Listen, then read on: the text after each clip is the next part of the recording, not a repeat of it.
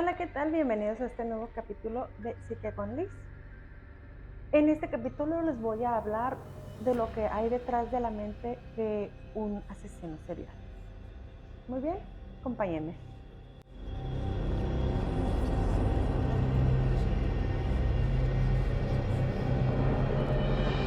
Muy bien, comencemos. Ustedes se van a preguntar qué hay atrás de la mente de un asesino serial. Primero que nada, para considerarse ya serial, tiene que cometer un asesinato de 3 o más personas con un periodo de descanso de 30 días entre cada crimen. Entonces, y si son más de 3 personas, ya se le considera como serial. Pero atrás de la psicología de un criminal de este nivel es una motivación psicológica extrema que tiene muchos impulsos y picos psicológicos. También porque tiene muchas ansias de poder enormes y por impulsos sexuales también. Pero ya que empiezan con con, con cierto tipo de patrón de actos delictivos, ya sea como crueldad hacia los animales, eh, crueldad hacia sus compañeros de escuela o compañeros de trabajo. Todo esto se da desde muy pequeño, con pequeños actos como encendiendo fuego, molestando a los vecinos.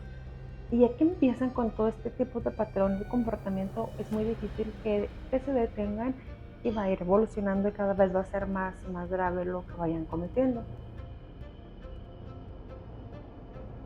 Y en varios estudios que yo leí decían que muchos de estas personalidades se sentían como inadaptados, como que no, su forma de ser no iba de acuerdo a la sociedad, como que estaban fuera del lugar, como que veían a todos los demás diferentes a él y siempre estaban tratando de hacer lo posible por encajar, compensando todas sus personalidades, sus actitudes y todo lo que hacía para poder estar dentro de la sociedad. Pero todo eso les generaba cierto, cierta sensación de impotencia. Y así van creciendo y cada vez van haciendo cosas más y más grandes porque se sienten poderosos al hacer todo eso. Sienten poder y el sentir el poder de poder vengarse les da una satisfacción muy, muy grande. Y luego de cometer algún delito ya grande o un homicidio, sienten una satisfacción enorme que ninguna otra actividad pudiera generarles. Diferentes científicos concuerdan en que hay características esenciales entre estos criminales que se pueden determinar por diferentes conductas psicológicas, como la impulsividad, no piensan lo que están haciendo, siempre lo hacen sin pensar si va a tener consecuencias buenas o malas, son muy hiperactivos, no tienen miedo, no les asusta nada con facilidad, al contrario, les excita la posibilidad de ser atrapados y, y todo esto puede influenciar mucho en el hecho de cuando cometen los crímenes que están planeando, porque también tienen una falta de remordimiento enorme, tienen una autoestima muy distorsionada y mucha falta de empatía. O sea, no entienden las emociones humanas tal cual y las entendemos todos los demás. Y todo esto me hace pensar, si para mí fue tan difícil entender todas las emociones humanas teniendo trastorno límite de la personalidad, ¿qué hay atrás de la mente de este tipo de criminales? ¿Qué tipo de trastornos tienen? para que les sea imposible entenderlas, porque yo sí siento las emociones y ya cuando empecé a entenderlas, las empecé a diferenciar y este tipo de criminales no las diferencia, no sienten empatía, no, en realidad no sienten todas las emociones que nosotros sentimos y la mayoría solamente fingen sentirla para estar más en la sociedad, para pasar más desapercibidos.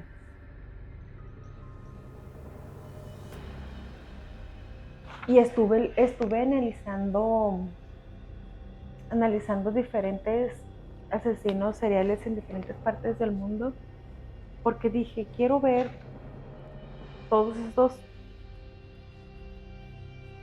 criminales, qué es lo que tenían. Entonces encontré a Ted Bundy, que este fue un asesino serial muy conocido en Estados Unidos con un conteo de 36 víctimas, que se le diagnosticó con un trastorno esquizoide y también con narcisismo. Entonces, cuando combinamos dos trastornos tan fuertes y tan grandes, entiendes por qué se les hacía tan fácil. Y yo no estoy diciendo que está bien, sino que entender esa mente tan complicada es uf, increíblemente difícil. Como también hay uno que se disfrazaba de payaso que se llamaba John Wayne Gacy, que tenía trastorno de personalidad antisocial, que en sí es psicópata o sociópata, era sádico, era narcisista y también era obsesivo compulsivo. O sea, aquí en esta persona se juntaron 4 tipos de trastornos diferentes. Entonces te hace pensar, wow, ¿verdad? Pero bueno, también está Allen Warnock con 7 víctimas, que tenía trastorno límite de la personalidad, trastorno de la personalidad antisocial y estrés postraumático. En México encontré uno que se llama Andrés Filomeno Mendoza, que era un psicópata narcisista con 30 víctimas. Todos estos nombres que les estoy diciendo los vamos a analizar más a fondo en los siguientes capítulos. Pero lo que me interesaba más era saber qué tipo de trastornos tenían para poderles explicar un poquito a ustedes. Encontré un colombiano que cometió muchos delitos en Perú, que se llama Pedro Alonso López, con más de 300 víctimas, que era narcisista, psicópata y parafílico. Estaba también Aaron Chipman con 215 víctimas, que era del Reino Unido, que era narcisista y sádico. Luis Alfredo Garavito con 193 víctimas, que es un colombiano psicópata, narcisista y con trastorno de identidad. Un policía ruso con trastorno de la personalidad antisocial o psicópata, que se llama Mikhail Pombok, con 78 víctimas. Jeffrey Dahmer, que todos lo conocen aquí donde en la zona que vivo en México y Estados Unidos, lo conocen por una nueva serie que salió de él con 17 víctimas, que tenía trastorno límite de la personalidad, trastorno esquizopático, Asperger y trastorno psicótico. Y también está James DeAngelo, que era un psicópata. Ahora bien, van a decir, sí, me estás diciendo todos los trastornos que tenían todos estos, pero ¿qué significan?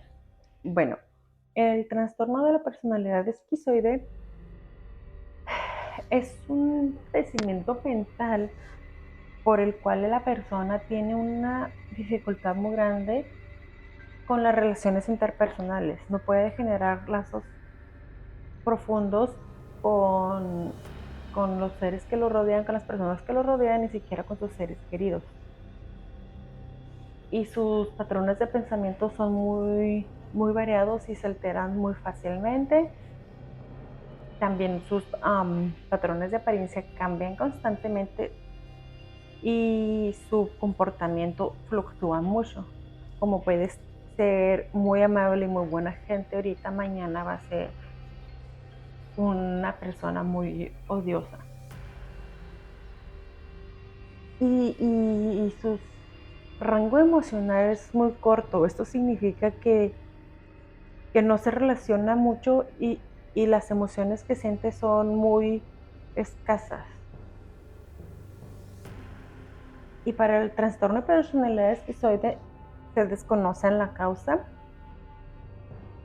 porque también este se confunde mucho con el autismo o con los principios de la esquizofrenia. Entonces también se cree que este trastorno podría ser genético y también ambiental, pues igual que la mayoría de los trastornos. El narcisismo es, es un trastorno muy profundo, muy fuerte, porque las personas, todo el mundo, todo el universo gira alrededor de ellas, porque no hay nadie mejor que ellas. Solo piensan en sí mismas, en su bienestar y, y que todo el mundo está para servirles. No tienen nada de empatía, no sienten empatía por nada ni por nadie, ni mamá, ni papá, ni esposo, ni amigos, ni primos, nadie, porque se fijan un objetivo fijo, pero ese objetivo es basado en sus beneficios, en beneficiarse a ellos mismos y no les importa si en el camino para lograr esos objetivos dañan a otra persona. Inclusive disfrutan mucho de anular, de invalidar a las personas que están a su alrededor para sentirse superiores o para sentir más poder y con más autoestima. El trastorno antisocial de la personalidad, que también se conoce como psicopatía o sociopatía, que ya hablé bien de qué es este trastorno en el capítulo anterior, es una enfermedad mental en la cual una persona no muestra discernimiento entre el bien y el mal. Esto significa que no lo sabe diferenciar, para él es lo mismo el bien y el mal. Son unas personas muy manipuladoras, no les importan las emociones de los demás, entienden que las personas tienen emociones, pero no les importa. Y no siguen las reglas establecidas por la sociedad, porque les gusta el riesgo. Les gusta mucho el riesgo y son unas personas crueles. El estrés postraumático yo pienso que es un trastorno mental que la mayoría conocemos y sabemos qué significa, pero es cuando una persona presenta una ansiedad extrema, esta persona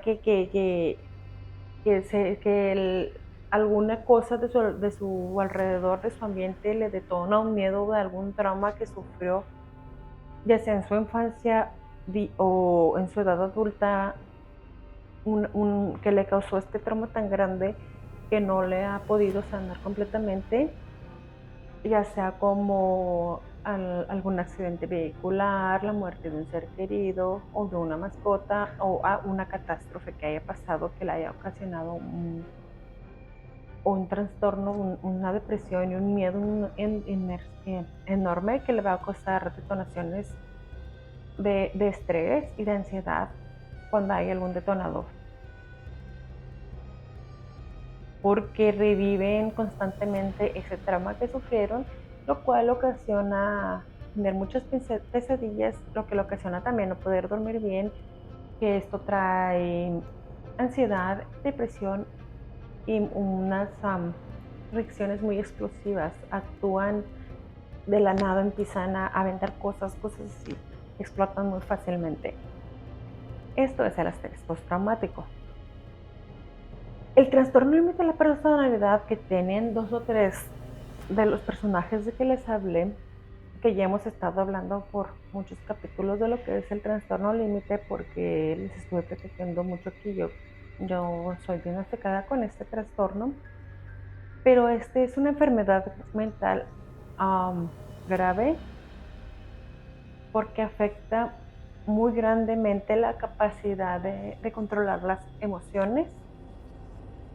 Las personas con este trastorno pueden ser muy impulsivos, muy inseguros de sí mismos, muy dependientes, tienen mucho miedo de estar solos, las relaciones que tienen son muy inestables y tendemos a ser muy autodestructivos.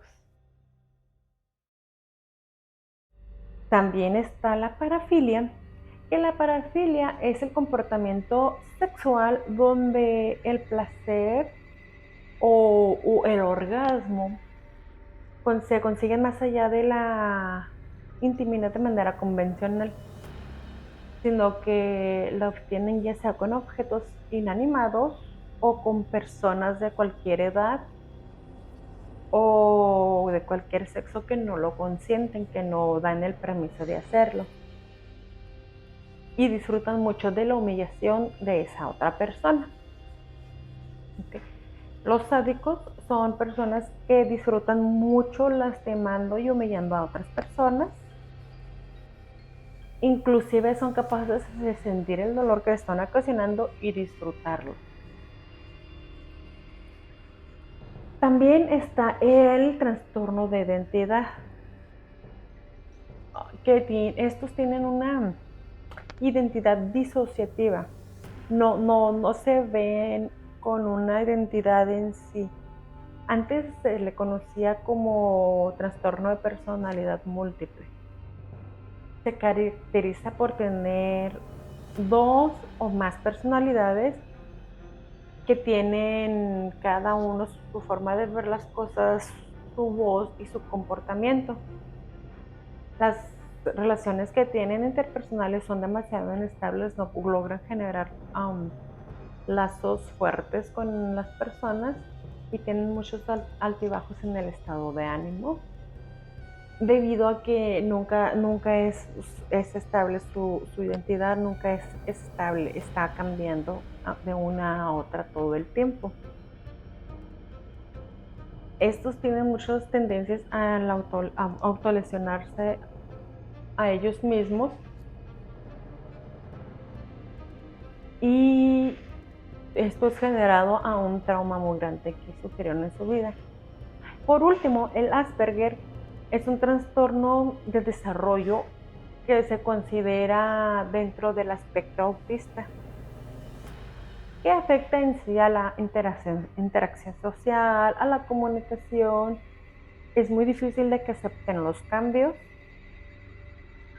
Les hace muy difícil entender el lenguaje corporal de los demás, al igual que las emociones de las demás personas, pero son unas personas muy inteligentes. Creo que hasta ahorita no se me olvida describir cortamente ninguno de los trastornos que les estuve diciendo que tenían estos personajes. Pero si se ponen a pensar, todos estos tipos de trastornos, las personalidades esquizoide, narcisismo, psicopatía, estrés postraumático, límite, el TLP, la parafilia, los sádicos, el Asperger y el trastorno de identidad, son son trastornos que en sí no se conocen las razones reales por las que esta persona las sufre. Todas les afecta su genética y el modo de ambiente en el que crecieron. Y leyendo todo esto, todo este tipo de trastornos, dije, no puede ser, necesito saber, quiero saber qué llevó a esta persona a tener todos estos trastornos. Porque si se ponen a pensar, yo con trastorno límite en la personalidad, me resultó muy difícil llegar a un punto en el que considero que mi vida está un poquito más estable, mi mente está un poquito más estable para poder estar aquí ahorita hablando con ustedes.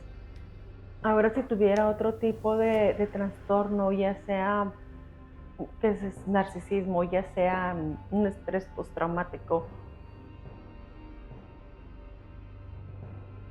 hubiera estado muchísimo más difícil, mi círculo social estuviera aún más reducido de lo que está, porque si yo, teniendo muchos altibajos, tenía meses buenos, cuando tenía esos picos emocionales que no podía controlar, dañaba mucho a mis seres queridos. Ahora, ¿cómo es la mente? ¿Cómo funciona la mente de estas personas que tienen más de uno, más de dos, más de tres trastornos mentales que los lleva a cometer todo este tipo de crímenes que al final de cuentas los hacen sentir más como ellos? No se equivoquen, no estoy diciendo que lo apruebo, no estoy diciendo que está bien, todos sabemos que está muy mal, pero yo me quedé en shock al ver tantos tipos de trastornos juntos en una sola mente y, y me hace pensar qué difícil ha de haber sido la vida de estas personas. También crecieron en otra época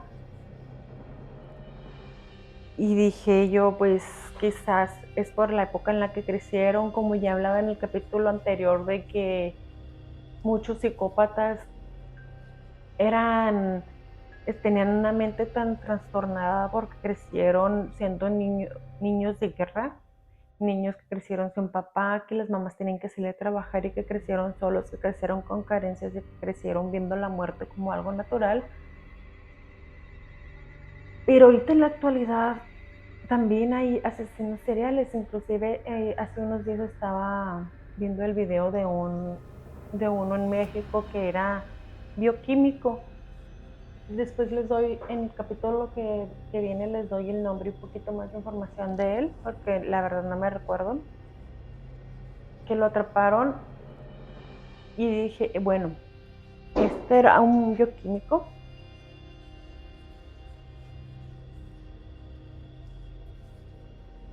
Jeffrey Dahmer tenía Asperger, pero también era un hombre muy inteligente y, y la mayoría de los personajes que les mencioné antes, estuve un poquito analizando la vida de todos ellos y eran personas muy inteligentes con un IQ muy alto.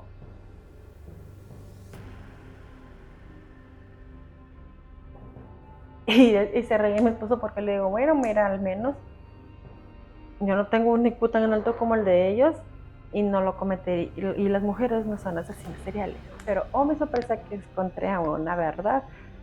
Bueno, no es solo una, pero la historia de esta mujer, la Aileen Wargos, creo que era, me interesó mucho. Y bueno, les voy a hablar un poquito más de ella en unos capítulos que vienen, pero les pregunté al principio qué hay detrás de la mente de un asesino serial y a la conclusión que puedo llegar ahorita con ustedes es de mucha inestabilidad emocional y trastornos mentales graves que les cambiaron la vida a ellos y a todas las personas que están a su alrededor y obviamente a demasiada gente, familiares de todas sus víctimas. Entonces, ustedes díganme qué piensan que hay detrás de la mente de estas personas, de este tipo de criminales, que son cosas muy complicadas. No olviden lo que siempre les recomiendo, buscar ayuda profesional. Todo lo que yo digo son investigaciones y son cosas como yo las pienso, como yo las veo, como yo las entendí de los diferentes estudios que estuve leyendo. No tengan dudas en contactarme si tienen alguna duda, pregunta o sugerencia. Muchas gracias por estar en este capítulo conmigo. Nos vemos pronto.